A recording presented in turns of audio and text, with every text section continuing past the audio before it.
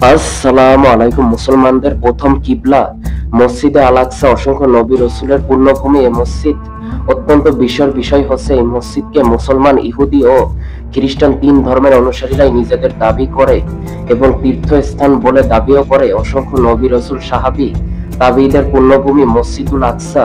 পবিত্র এই মসজিদ খ্রিস্টপূর্ব প্রায় 957 সালে প্রথম নির্মাণ হয়। খ্রিস্টপূর্ব প্রায় 1004 সালে মসজিদটি পুনর্নির্মাণ করা হয়। পরবর্তীতে পর্যায়ক্রমে বিভিন্ন যুগে এর সংস্কার হতে থাকে। ঐতিহাসিক এই মসজিদটি 35 একর জমির উপর নির্মিত।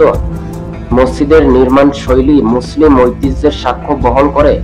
বিখ্যাত সাহাবী হযরত আবু যর গিফারি রাদিয়াল্লাহু আনহু থেকে বর্ণিত, তিনি বলেন, আমি বললাম, হে আল্লাহ তাআলার রাসূল, পৃথিবীতে নির্মিত প্রথম মসজিদ কোনটি? প্রিয় নবীজি সাল্লাল্লাহু আলাইহি ওয়াসাল্লাম বলেন, মসজিদুল হারাম। আমি পুনরায় জিজ্ঞাসা করলাম, তারপর কোনটি? প্রতি উত্তরে প্রিয় নবীজি সাল্লাল্লাহু আলাইহি ওয়াসাল্লাম বলেন, তারপর হলো মসজিদুল আকসা।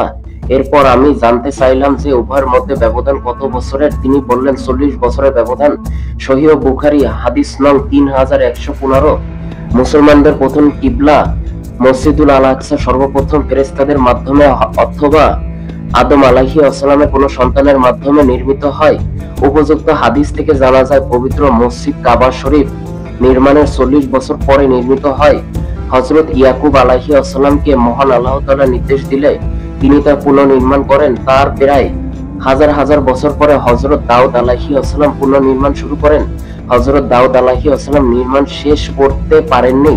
তার ছেলে হযরত সুলাইমান আলাইহিস সালামের হাতে তার সংস্কার সম্পন্ন হয়। হযরত সুলাইমান আলাইহিস সালাম ছিলেন আল্লাহ তাআলার নবী, পৃথিবীর ইতিহাসে সেরা প্রতাপশালী বাদশাদের একজন।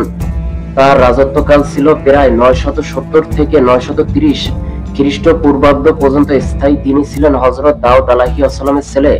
হযরত সুলাইমান আলাইহিস সালাম আল আকসা ঘিরে জেরুজালেম নগরী প্রতিষ্ঠা করেন। মহান আল্লাহ তাআলা তাকে এমন নিয়ামত দিয়েছেন যা অন্য কোন নবীকে দেননি। পবিত্র কোরআনে মহান আল্লাহ তাআলা বলেন, আমি দাউদের জন্য সুলাইমানকে দান করেছিলাম। সে কতই না উত্তম বান্দা, অবশ্য সে ছিল আমার প্রতি প্রত্যাবর্তনশীল। সূরা সোয়াত আয়াত নং 30। মহান আল্লাহ তাআলা জিনদের বশীভূত করার ক্ষমতা হযরত সুলাইমান আলাইহিস সালামকে দান করেছিলেন। পবিত্র কোরআনে মহান আল্লাহ তাআলা বলেন, আর আমি সুলাইমানের অধীন করেছিলাম বাতাস, যা সকালে 1 মাসের পথ ও বিকালে 1 মাসের পথ অতিক্রম করত। আমি তার জন্য বলিত তামার এক ঝর্ণা প্রবাহিত করেছিলাম। কতক জিন তার সামনে কাজ করত তার পালনকর্তার আদেশে। তাদের যে কেউ আমার আদেশ অমান্য করবে, আমি জ্বলন্ত অগ্নির শাস্তি আস্বাদন করাবো। তারা সুলাইমানের ইচ্ছা অনুযায়ী দুর্গ, ভাস্কর্য, হাউস সদৃশ বৃহদাকার পাত্র, চুল্লির উপর স্থাপিত বিশাল ডেক নির্মাণ করত। হে দাউদ পরিবার, কৃতজ্ঞতা সহকারে তোমরা কাজ করে যাও। আমার বান্দাদের মধ্যে অল্প সংখ্যকই কৃতজ্ঞ। সূরা সাবা আয়াত নং 12। জিনদের দিয়ে হযরত সুলাইমান আলাইহিস সালাম অনেক কাজ করাতেন। জিনেরা সাগরে ডুব দিয়ে তলদেশ থেকে মূল্যবান মণি, মুক্তা, হীরা, জহরত তুলে আনত। ঈমানদার জিনেরা সওয়াবের আশায় হযরত সুলাইমান আলাইহিস সালামের অনুগত করত। দুষ্ট জিনগুলো সুলাইমান আলাইহিস সালামের ভয় কাজ করত। মহান আল্লাহ তাআলা নিয়ন্ত্রণে থাকা এই দুষ্ট জিনেরা হযরত সুলাইমান আলাইহিস সালামের কোনো ক্ষতি করতে পারত না, বরং সর্বদা তার নির্দেশ পালনের জন্য প্রস্তুত থাকত। জিনেদের মাধ্যমে আল আকসা মসজিদ নির্মাণ ও সংস্কার করেন হযরত সুলাইমান আলাইহিস সালাম। আল আকসার মূল নির্মাণ কাজ পূর্ণ শেষ হওয়ার পূর্বে হযরত সুলাইমান আলাইহিস সালামের শেষ সময় চলে আসে, অথচ এই কাজগুলো অবাধ্য জিনদের উপরে ন্যস্ত ছিল। দুষ্ট জিনেরা হযরত সুলাইমান আলাইহিস সালামের ভয়ে কাজ করত। যদি তারা মৃত্যুর সংবাদ জানতে পারে, কাজ ফেলে পালিয়ে যাবে। তাই নির্মাণ কাজ চালিয়ে যাওয়ার জন্য মহান আল্লাহ তাআলার নির্দেশে মৃত্যুর জন্য প্রস্তুত হয়ে হযরত সুলাইমান আলাইহিস সালাম কাজ নির্মিত মেহরাবে প্রবেশ করেন, যাতে বাহির থেকে ভেতরে সবকিছু দেখা যায়।